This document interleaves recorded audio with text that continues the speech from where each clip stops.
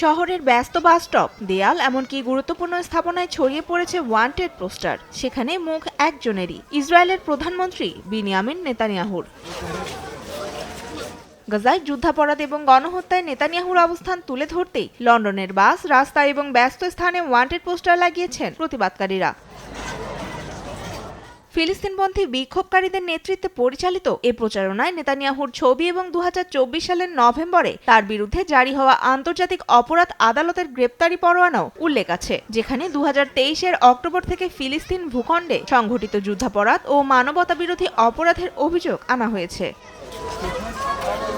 গাজা যুদ্ধে ইসরায়েলি বাহিনীর আগ্রাসনে প্রাণহানি ছাড়িয়েছে ৭১,০০০-এরও বেশি। নিহতের বেশিরভাগই নারী ও শিশু। এবছরের ১০ অক্টোবর থেকে যুদ্ধবিরতি কার্যকর হলেও থামেনি দমনপীড়ন। বিশ্লেষকদের মতে, এ ধরনের প্রতীকী প্রতিবাদ পশ্চিমা দেশগুলোয় ইসরায়েলপন্থী রাজনৈতিক অবস্থানের উপর চাপ বাড়াচ্ছে, বিশেষ করে যুক্তরাজ্যে, যেখানে গাজা ইস্যুতে সরকারের অবস্থান আগেই প্রশ্নবিদ্ধ। তনিমা ইসলাম, নিউজ ডেস্ক, দেশ টিভি।